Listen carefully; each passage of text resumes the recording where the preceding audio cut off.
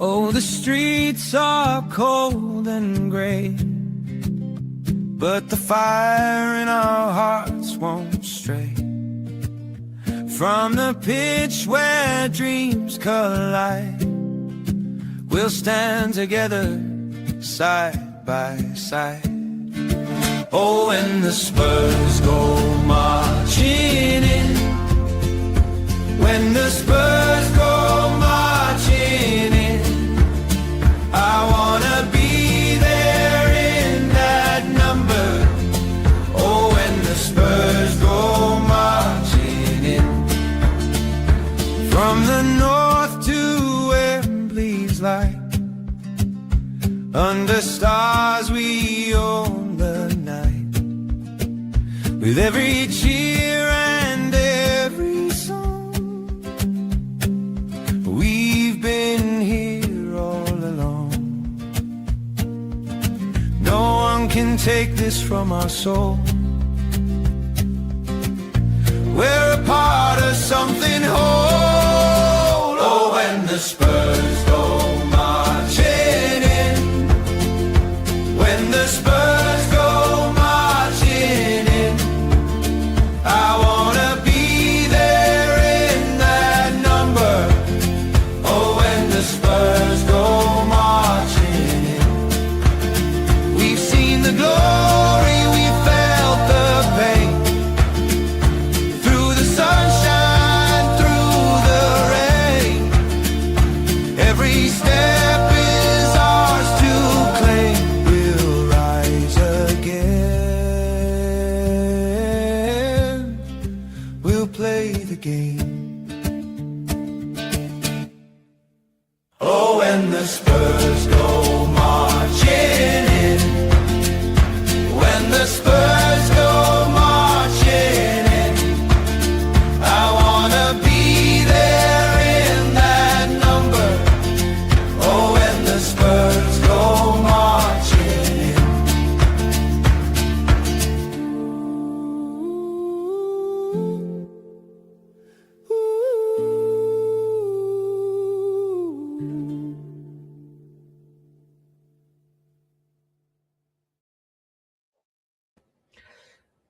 Good evening. It is 10:20.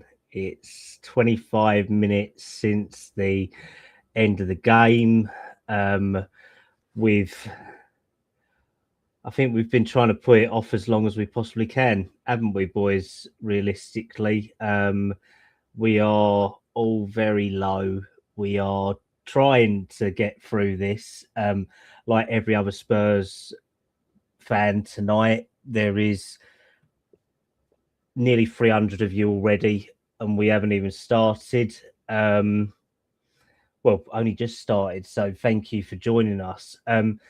So without further ado, I'll bring in my great co-hosts for tonight, because Gary is at the game and Joseph is feeling absolutely crap, and then actually Spurs have made that even worse. So definitely one to go. So Phil, I'll come to you in Germany, mate. At least you're not in the country at the moment having to put up with this shit just over via communication. So how are you, mate? I've obviously been better. In a galaxy far away, sometime in history. Need like a kind of a time warp machine or something, right? To kind of go back to the days when we were, happy every week and actually watching good football, and we had something to believe in, really. So yeah, I've been better. I mean, I'm just feeling empty.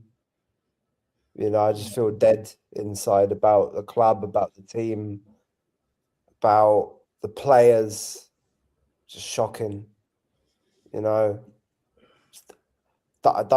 mean, we say it every week, or we've been saying it every week, haven't we?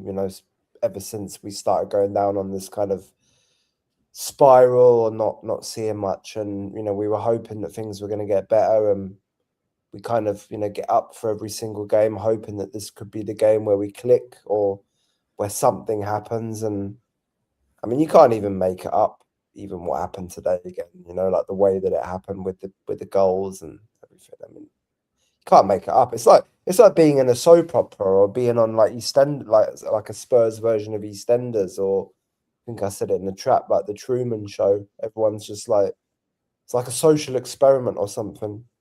But yeah, anyways, I've been better, and it's difficult for all of us for doing this, isn't it? Thanks for hosting tonight, though, because it's not easy, and hoping we get through.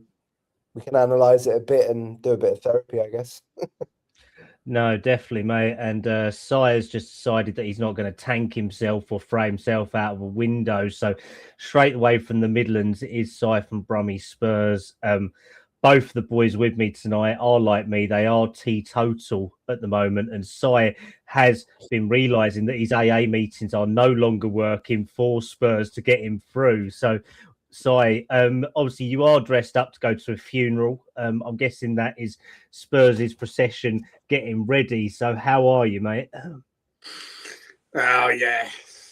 Just echo everything Phil said there, Cal. First of all, hello to you two guys and to all the watchers and viewers and listeners. This is, I think I can speak for all three of us that this is going to be hard graft tonight. But we're doing it, and I'm just hurting inside, Cal. I'm just hurting inside. Still in my black tie, white shirt for the slow death, the slow demise of our beloved football club until we get those 3 points in the Premier League. This is what I will be wearing on every podcast. So, yeah, I mean, fair play, Cal, for hosting it as well. But, yeah, I mean, let's see what tiny bit of light we might be able to make from that big mess of 90 minutes, to be fair. So, well, most definitely, mate. I mean, obviously, unfortunately, Gary did go to the game tonight and I believe he did stick it out. But realistically, we are struggling. So let's try and divulge into it. So we'll just get the lineup quickly from how Igor Tudor lined up tonight. So we did lose Jed Spence again in the build up to the game. We lost Radu Dragusin, which I don't think any of us were too ultimately fussed about for that. Even my live score has decided that it wants to have a heart attack like Spurs have tonight. So we will hopefully get the lineups from it. So we did start out with Guillermo Vicario in goal, Pedro Porro, Kevin Danso and Mickey van der Ven in a back three, with Archie Gray and Sousa Menendez as left back and right back, João Paulinho, Pape Matassar, Rando Colomawani and Matthias Elflade as inside forwards, and Dom Solanke leading the line with a bench to follow of Xavi Simons, Yves Bissouma, Richarlison, Conor Gallagher, two in Kinski and Austin, which everyone knows my thoughts on. I think it is scandalous, and one of the reasons why we have struggled so much this year.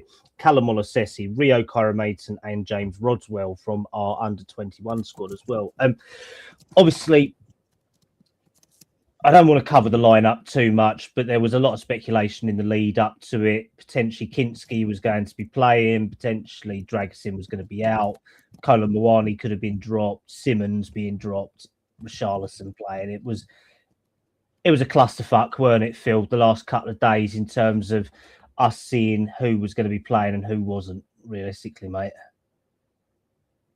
Yeah, it was. I mean, we've had some discussions, haven't we, online, and in person over the last few days about who we think, could start today. Maybe some of the decisions that Tudor made at the weekend in terms of, starting positions and subs and everything. Like, I think we tried to kind of understand or work out what he might try and do today.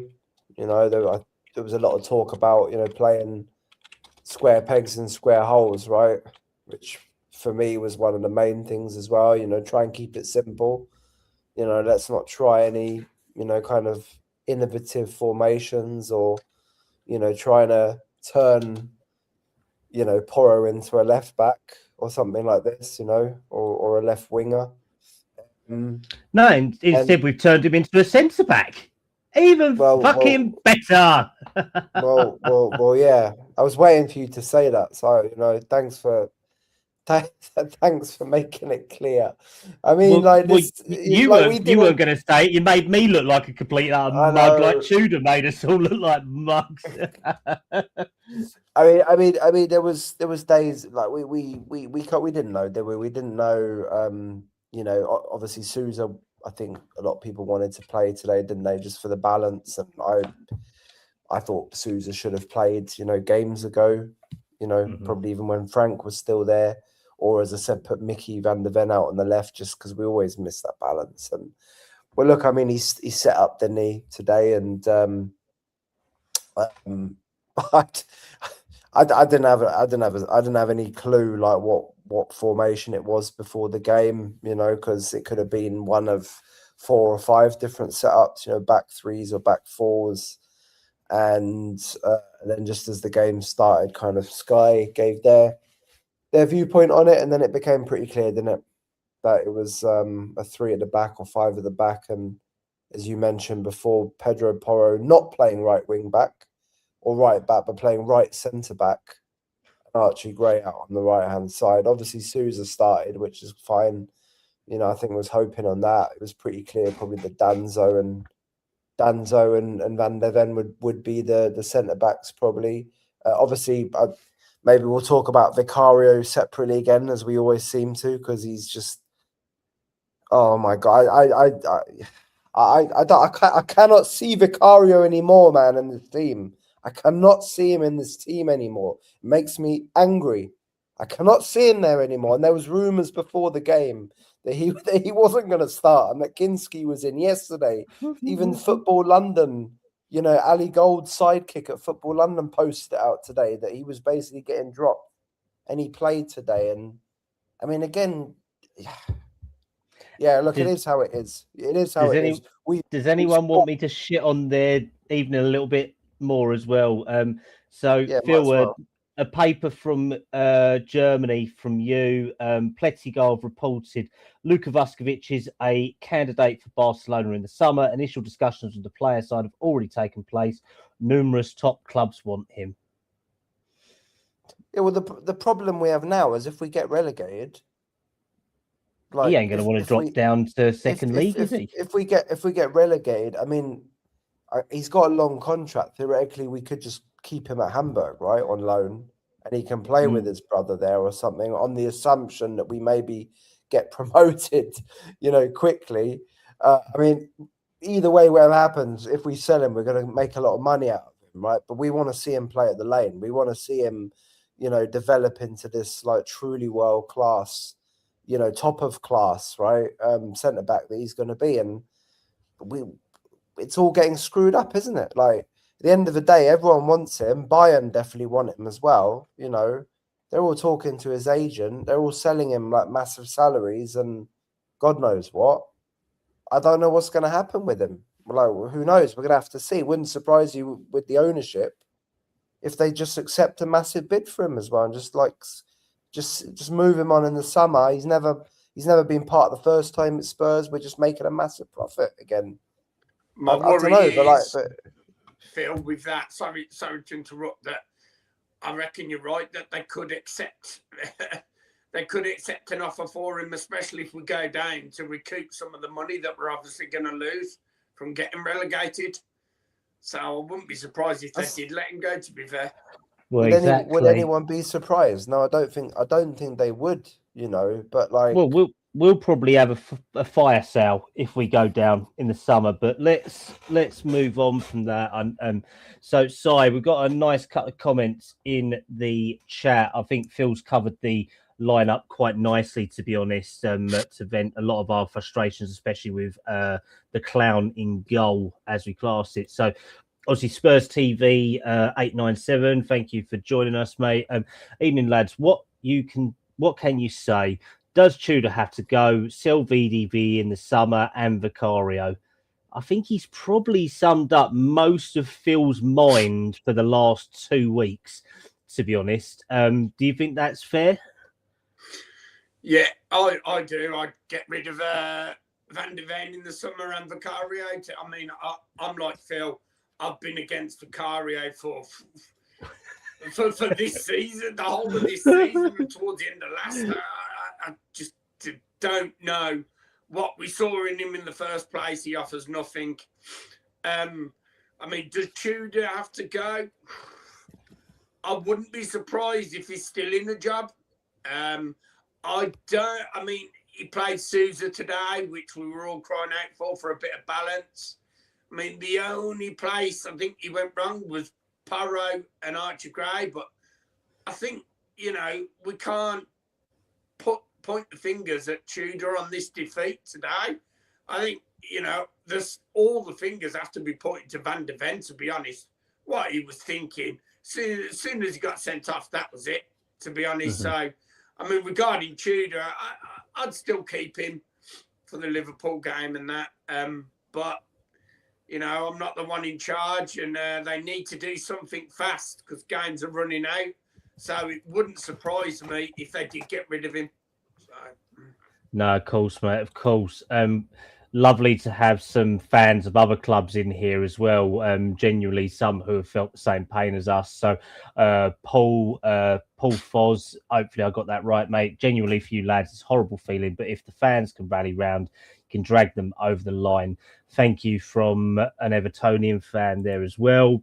Oscar Kelly, hi lads, do you think leaving the stadium is the right thing to do? Shouldn't the fans be behind the team in times of struggle?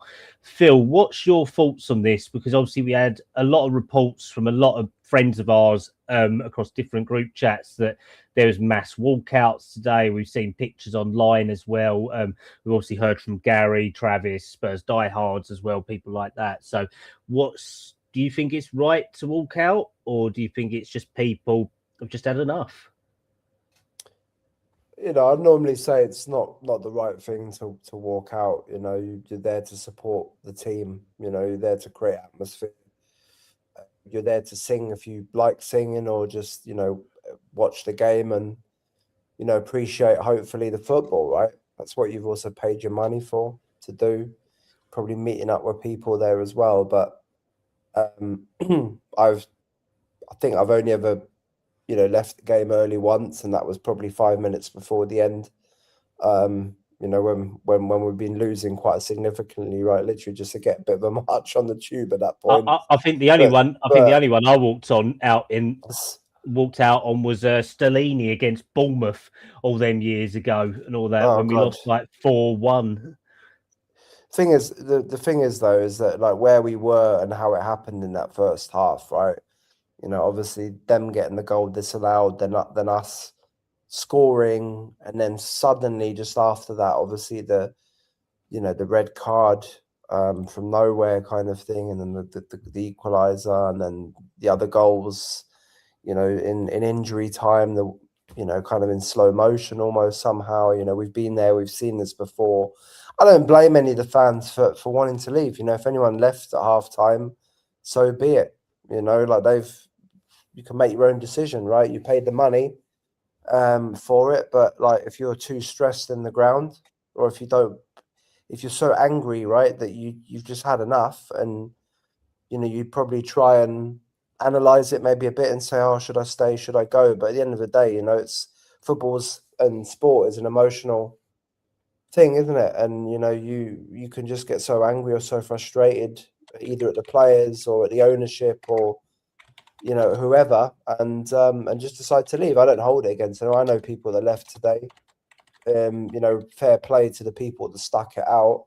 I think if I'd been there today, I think I would have gone at half time, to be honest. Like when they scored that third goal, I think I would have just gone, and I would have just said, screw it, either go straight home or just go and, if you want to just go into a pub and watch the rest of it, if so be it. But no, I don't hold it against anyone. I would have done it today. And you know what? There'll be a lot of people that are just obviously angry about the players, just not performing, and things like the red cards happening with Van de Ven and Romero before that. you know, things like Vicario just continuing to make mistakes, or like things where he's just not right. Obviously, the manager situation, but at the end of the day, you know, a lot of people are annoyed about the ownership, and also Vinay and Lan, you know, Johan Langer, and all of these things have been bubbling up, right, over the last couple of months, and specifically also weeks as well, and that will all play into it. Well, And, whilst you're on that, Phil, I've got a little bit of fun for all of us to cheer us up. I've just seen something on X which may cheer us up. Well, the context behind it is shit, but the way that someone's done it is quite funny. So what we have, you have 13 fit players and no points. What do you do in the January transfer window? A, fuck all. B, sign players. C, sell players. D, fuck all, sell players and gaslight fans. What's everyone's thoughts on that one? I thought it was quite creative, to be honest, but at least it was. I mean, it's got a smile on all of our faces, hasn't it? Let's be honest, it ain't wrong. It ain't wrong, but I mean, it's got a smile on Phil's face. It's got a smile on your face, Si, and I've gone bright red, so I must be happy with it as well. Maybe it's the little things in life that are keeping us alive and cheered up at the moment, because alcohol ain't working. I'm smoking too much, and God knows what else is happening. But yeah, definitely all very valid points for that. So I will come back to everyone in the chat in a little bit. So there is nearly 700 of you watching live at 20 to 11 at night in the UK and everywhere else in the world. So outstanding numbers. Thank you very much. If you can all go and give us a like and subscribe on YouTube, follow Si at Brummy Spurs, Phil at Frankfurt Spurs, Gary out there as well, Gary Wall, Joseph at Joseph THFC, and me, Callum Stubbs 97 on X. That would be great and appreciated, because we all love.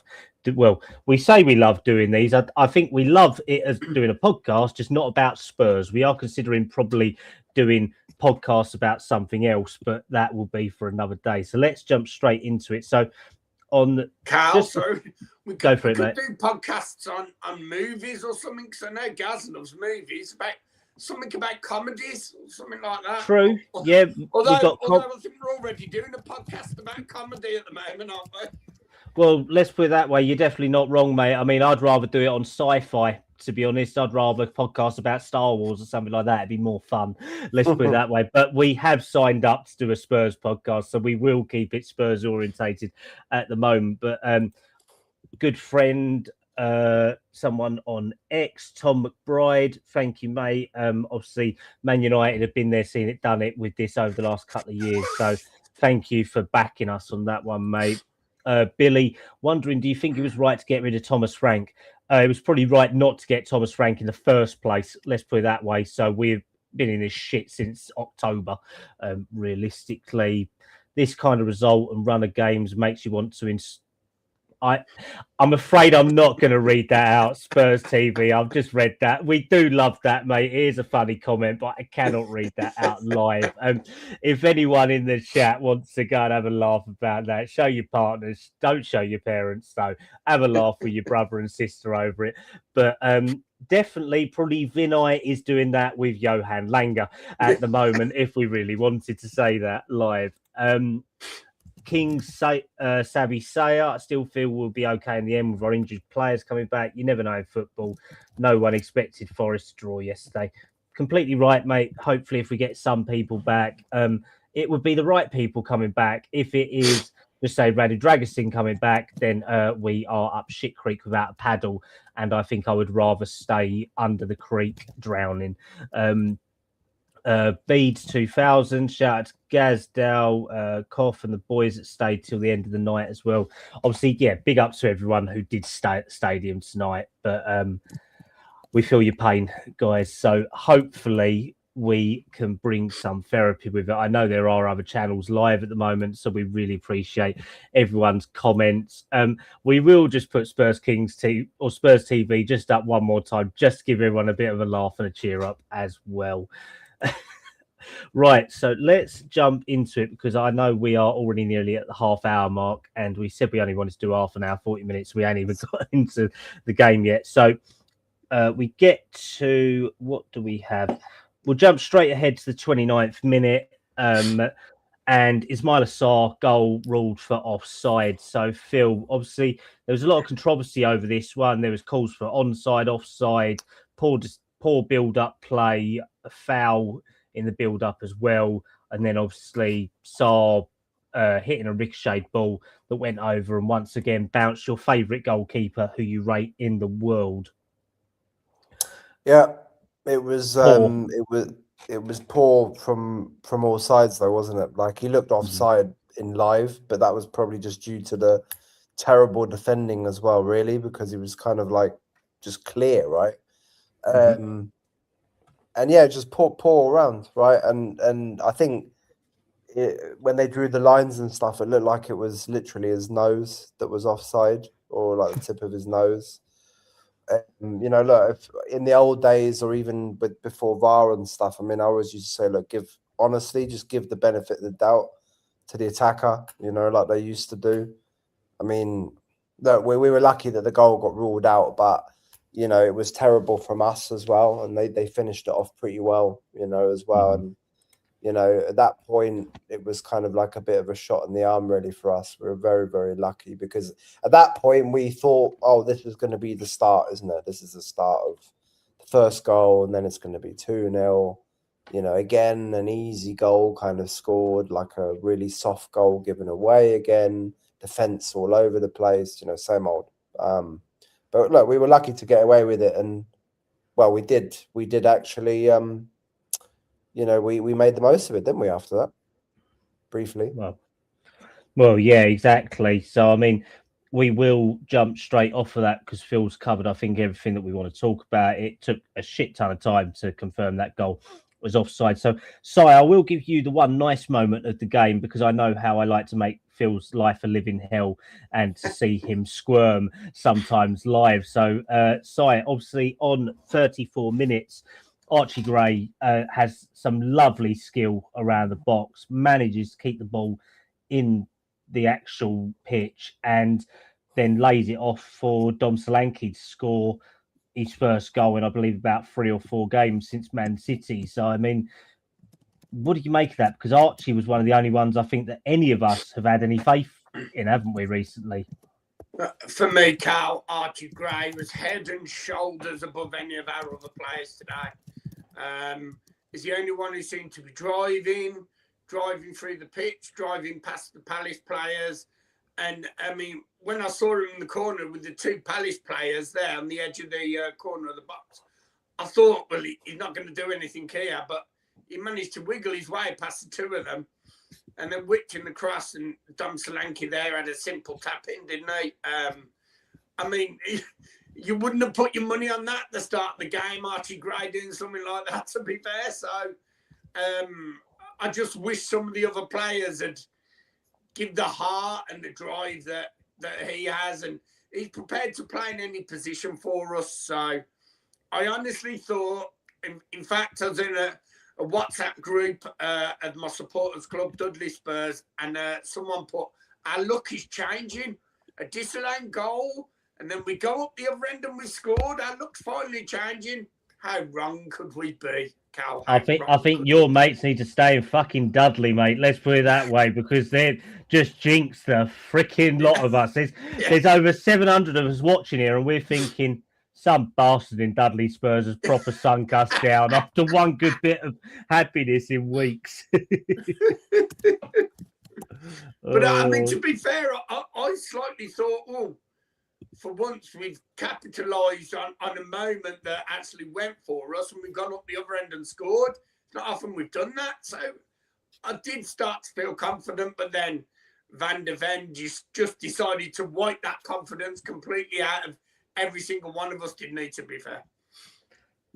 No, exactly. Yeah. So, I mean, I will give this to all of us. Obviously, less than 4 minutes later, Rando Kolo Muani creates a foul. We then obviously go, and Ismail Assar is once again in on the box, and Mickey van der Ven, for whichever fault of our own, I don't know why he did it, got in a tussling match and was always last man for it, apart from Vicario. I honestly thought Vicario would get there. He then managed to get us into stick. Got a straight red card. He is now suspended for, I believe, 3 games as well. Unless he's been sent off already this season, then it will be 4.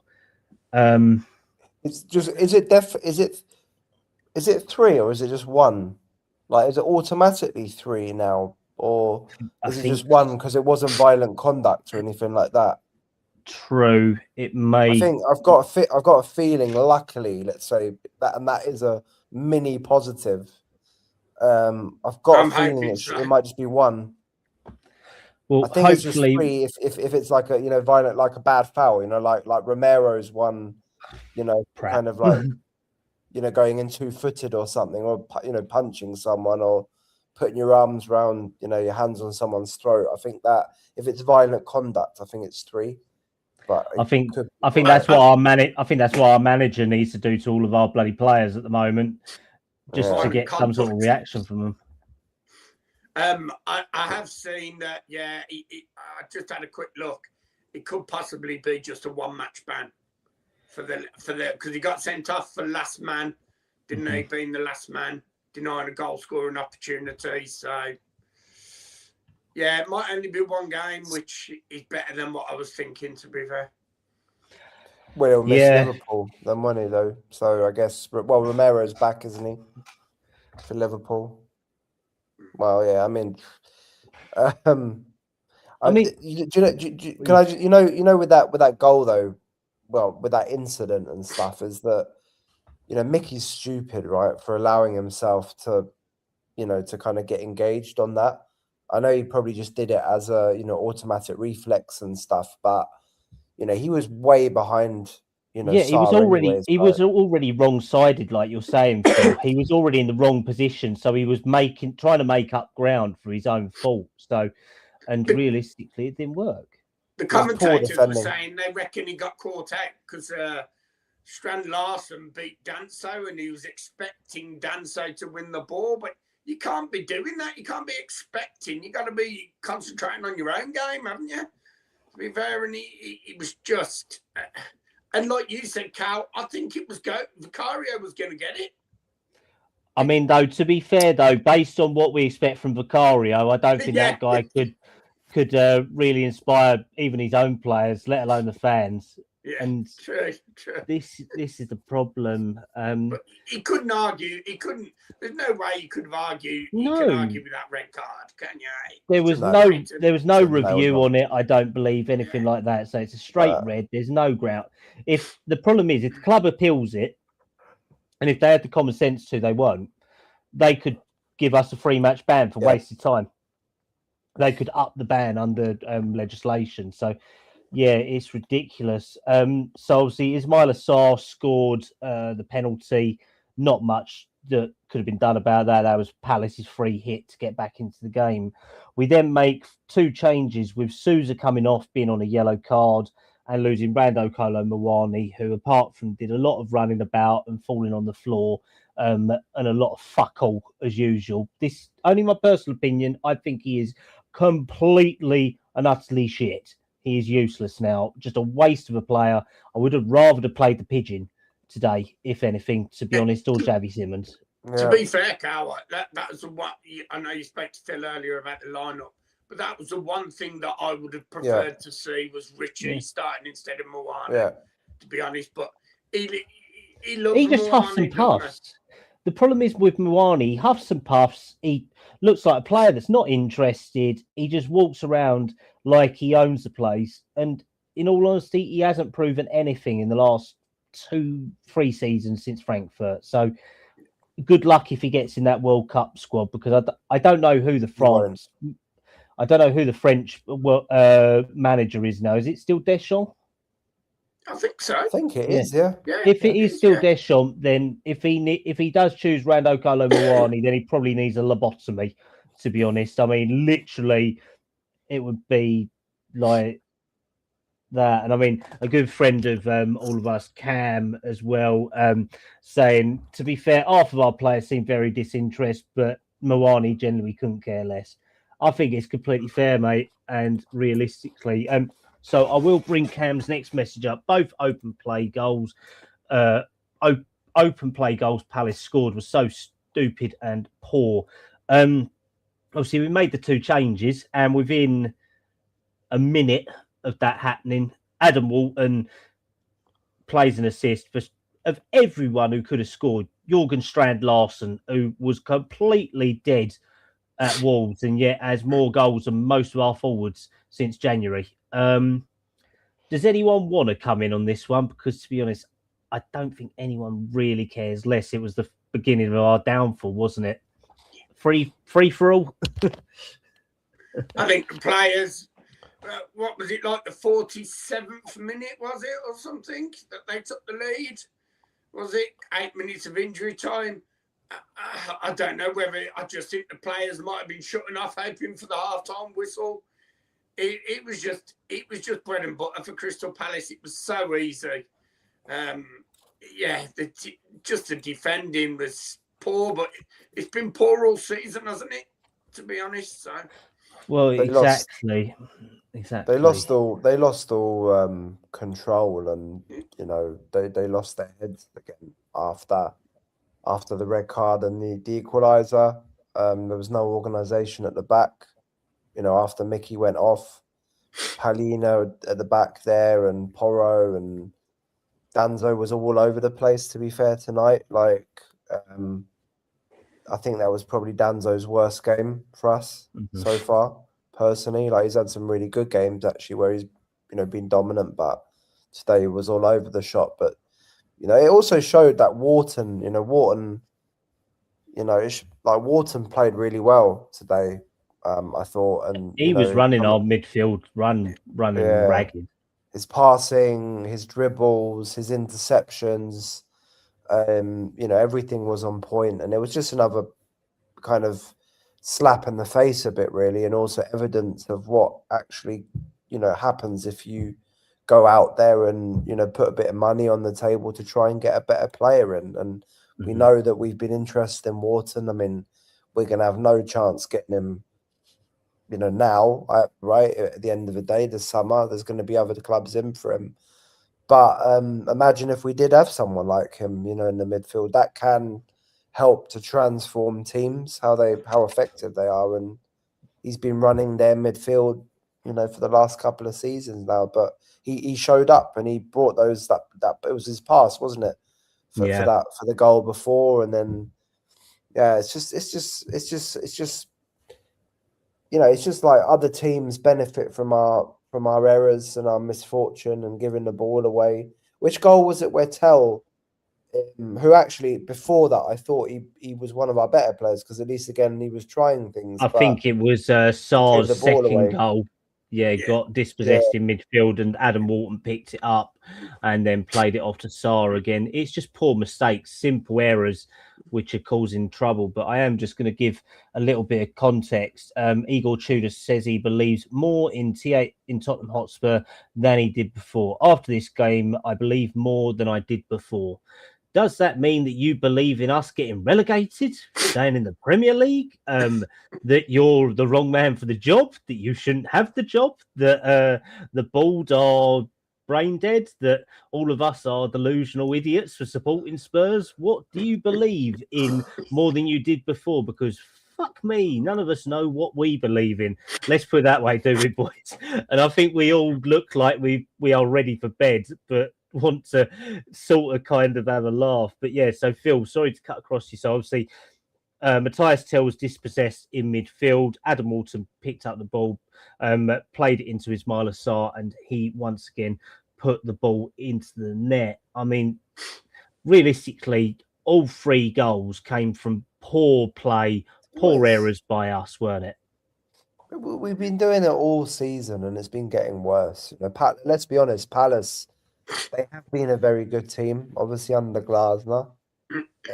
This season they haven't been as good. They've lost a couple of their players, obviously, recently, Gay, and obviously in the summer as well. But they haven't been as good, and their form, they were like 3rd bottom or 4th bottom, I think, in the form table, weren't they, this year so far? We're obviously bottom, before this game already, but they were third or fourth bottom, so they haven't been good recently. And yet again, we make them look like a good side. Yeah. You know, Palace didn't turn up today and play us off the park because they were inspired or something, right? I mean, they didn't. You know, Palace didn't create chance after chance after chance. You know, but they were just effective. They were well organised. They were drilled. They're effective. Their players know what roles they're supposed to be playing. Wharton's, you know, conducting it from midfield. And they took advantage of our mistakes because every team that we play against knows that we're going to give the ball away in dangerous positions. And that's where so often they do a little transition, isn't it? And then they end up scoring. And that's just what is so, you know, also just so annoying, right? Is that we're just giving gifts out to these teams, you know. Well, it is Dr. Tottenham for us, isn't it? So yeah, I think when you make mistakes like that, if it just seems for us any little mistake we do, we're just getting punished every single time. I think that's what happens when you're struggling down the bottom, isn't it? That's what they always say. Any little mistake, you always get punished. We just need a bit of a rub of the green. A lot of keep saying we just need a scrappy 1-0 win or something just to give us a little bit of hope and give the players hope, really. One thing we didn't mention, and it goes back to the beginning of the game, but Palace probably should have been 1-0 up after 20 seconds. As well. Yeah. You know, there was was it a long throw in or a corner? I can't remember, but the ball came in either way and wasn't. And your mate properly. saved it. You know, our mate saved it, didn't he? Mate saved it. The shot was right at him. I think it was Wharton, actually. Was it Wharton? I can't remember. Yeah, it was. But it was right at him. But you know, he probably should have scored it, really. But again, there's like 20 seconds in the game. Let's be honest, though, Phil. I think he was going to dive out of the way of the ball, and it was going to be a goal. But then he deflected off another Palace player right into where he was standing. I think that's how he saved it. To be fair. But you know, he didn't organize his defenders properly in the thing, right? It's up to the keeper as well, right, to make sure that, you know, players are picked up and bit of organisation and stuff. And as soon as that ball comes in, it should have been cleared. It wasn't, and then there was massive gaps again. You know what I mean? He's never, since we've signed Subpar. him, he's never commanded his defence, commanded the box. He's never ever done that. I mean, to me, the reason with Van der Ven pulling the defender back and the other mistakes in the defence is through the lack of confidence that they've got in our goalkeeper. I don't think they have the confidence to pass the ball back to him sometimes. I agree. He's atrocious. He really, really is. We have just had something released by Change for Tottenham as well. It was posted 10 minutes ago. It's got over 6,000 likes already on X and growing. I will just share this for the boys and read it out. If you can see that, it is Tottenham are now staring at relegation. For years, many Tottenham supporters warned that the direction of this club under ENIC was leading us here. We were mocked, we were dismissed, we were told ENIC have a plan, and that criticism meant we were negative or entitled. Now Tottenham Hotspur are staring at a relegation fight. Those warnings were not negativity, they were reality. To the silent majority inside the stadium, the fans who have stayed passive while standards have fallen, this is the moment to decide what side of history you want to be on. Whilst some supporters tried to raise the alarm, far too many stayed silent in the stadium. No pressure, no accountability, just acceptance while standards at this club continue to fall. ENIC have thrived on that silence. To those who criticise Change for Tottenham and other fans who tried to raise the alarm, understand this. Those supporters were not the problem. They were trying to prevent exactly what we are now witnessing. This is not the time for change for Tottenham or the wider fan base to stay passive. The upcoming Forest and Brighton protests must send a clear message that the supporters of this club will no longer accept decline, excuse and broken promises. If you care about Tottenham Hotspur, now is the time to stand up and make your voice heard, because silence is exactly how we got here. This club was built by its supporters. and it will only be saved when those supporters finally refuse to stay silent. Our club, our voice, change for Tottenham.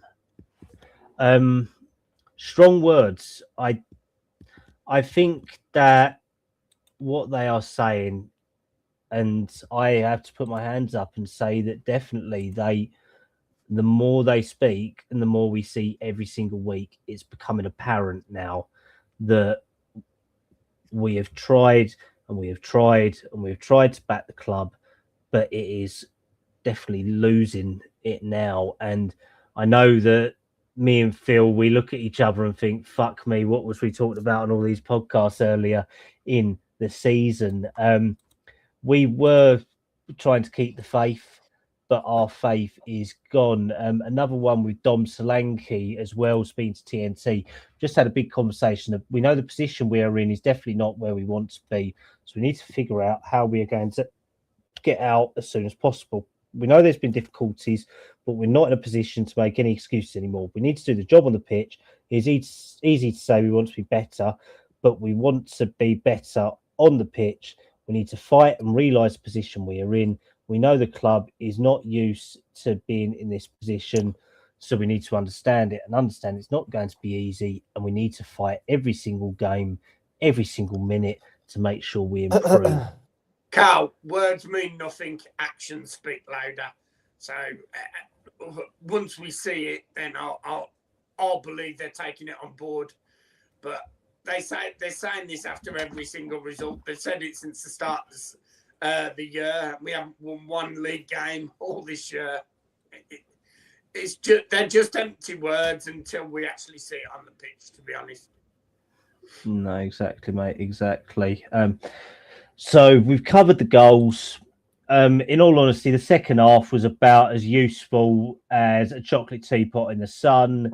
It was as pointless as literally, I could say some really harsh ones. I have some bad jokes involved, but I don't think they'd be appropriate for live on air in front of 800 people. But here's a question from Cam. Do you boys guess picking up one more win this season in the league?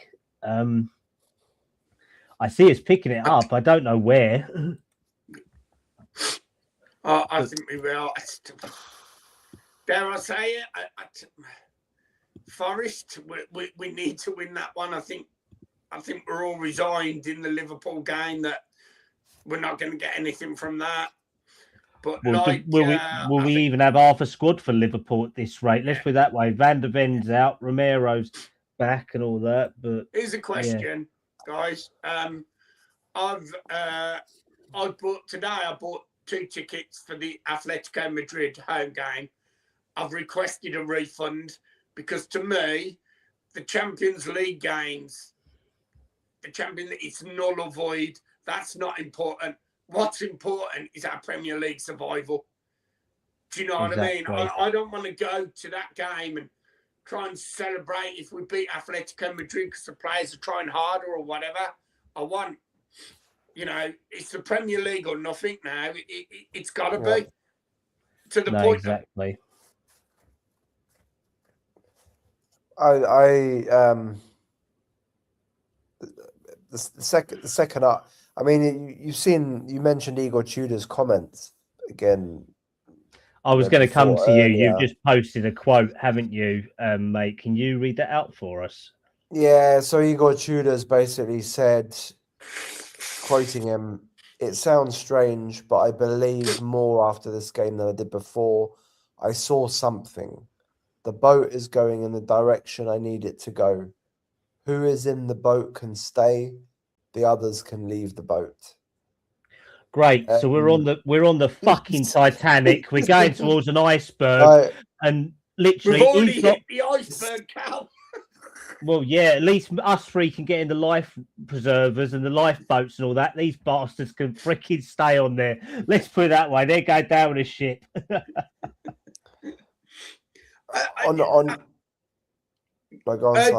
Would you say, Phil and Cal, I know that the second half was like nothing, but I felt a little bit more that the players were trying, at least some of them. And we've said that we've said that too many times this season, where we've had to go behind to see a reaction. That's not how you win games. That's not how you control it. That's if you're playing for a draw and all that. So I mean, yeah, if we were saying that we would have gotten draws from the time that Frank got sacked to the end of the season, we could have got 12 points. That could have got us to 40 points. Maybe we would have been safe. Okay, fine.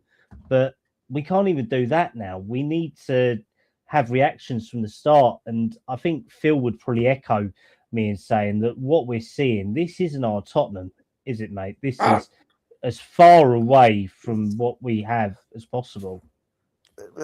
Let's be honest. In that second half, there was a bit more like fight, and they did look a bit more cohesive. Maybe even, you know, I thought Gallagher actually looked all right in the second half, as an example. But you know, like the team structure looked all right actually. Let's say a bit better. But let's be honest. I mean, you know, West Ham. Palace. I've had a complete Palace. Palace were 3-1 up, and they had an extra man, and you know they're playing in Europe next week as well. And let's be honest, they just chilled for that second half. You know what Glasner's like anyway. Glasner likes, you know, playing, you know, that counter-attacking style as well on occasion, obviously against let's say better teams, but also away from home. And he would have just said to them, look, just go out there, try and conserve energy, you know, keep it tight, don't give away any, you know, don't make any mistakes.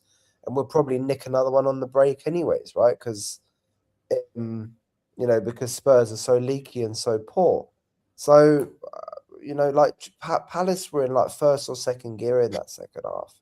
And they also knew probably that they could give us the ball up to a certain extent. We wouldn't do, you know, bugger all with it, right? And we didn't really, did we? I mean, you know, Solanke had a shot which was saved. I can't really remember. Danso had a header just after half time. That was about it. And then we still kept losing it further up the pitch. And they probably should have scored another one for sure anyways. And like, I honestly read nothing in that second half performance. My concern though, and I know that Igor Tudor has to come out and, you know, kind of give some sound bites and quotes and, you know, say the right things kind of. But like what he said there, though, is like, is he basing that then on the second half performance? That's why I brought it up, Phil, because I think he is. You know, the fact that we maybe did, I mean, we did go up 1-0 after their disallowed goal. You know, it was great play from Archie Gray.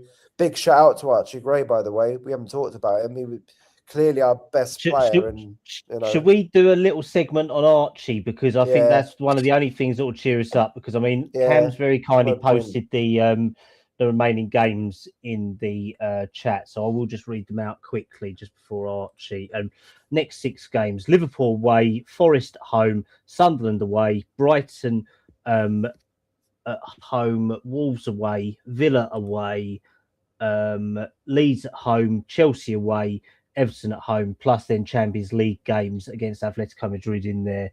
And somehow, if we manage to progress through that, we'll have some further stuff. But I think we'll leave that for Gary to get his teeth into, because he's just got a very somber drive home. So let's have a little bit of fun and a nice bit. So Archie Gray,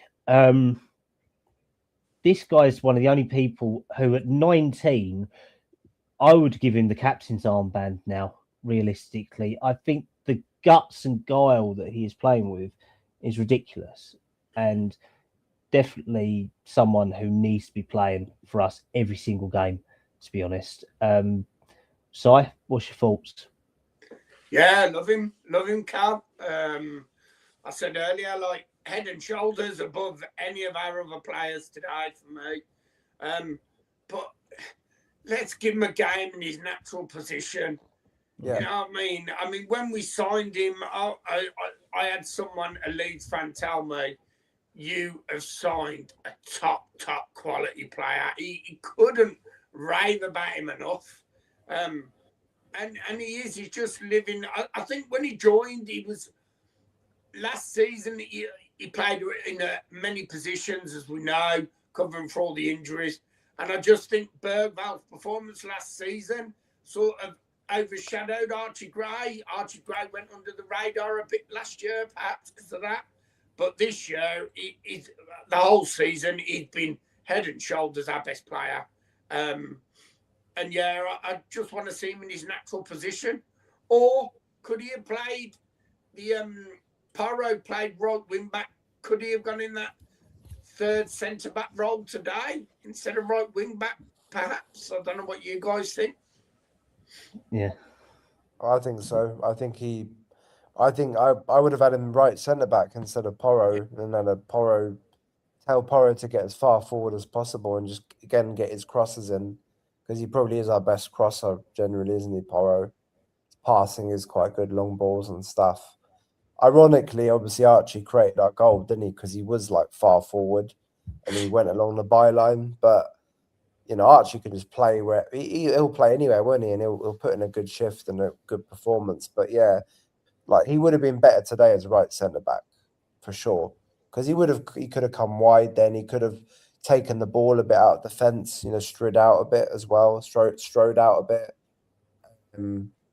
But yeah, look, as you say, it's a shame we can't see him in the number 8 or in the centre of the park, because that is where his best position is, I think.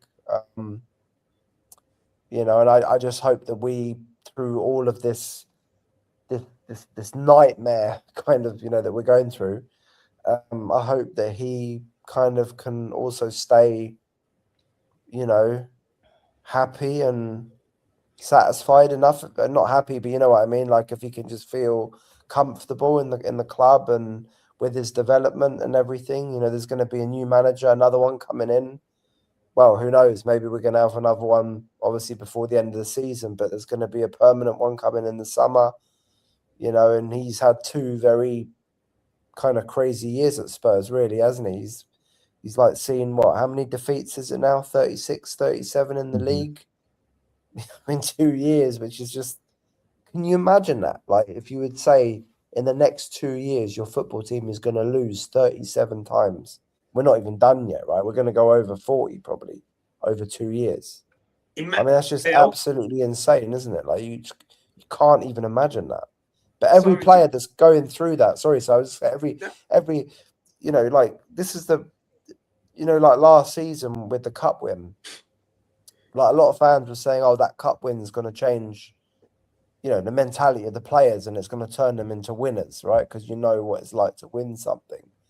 Well, yeah, if you consistently compete for things and you do win them, then yeah, it probably will. But when you put in the 22 league defeats last season and the fact that we didn't play very well for the last 6 months of last year, and then you combine that into this season as well, it just doesn't help the players to feel, positive, and that's where they lose their confidence, right? Because we're just losing all the time, and for people like Archie, fair play to him though, because he's obviously young. He's playing anywhere. He's stepping up, and he's continuing to put performance after performance in. But as I said, I hope that we keep that level and we don't kind of like lose him, if that makes any sense. Not to another club, because we won't sell him. But I hope he can stay, mentally right in the right place. I think you are right. You're not wrong though, Phil, because it's like Spurs diehards are saying Tell was decent in parts. Probably our most players who have put the most in this season, who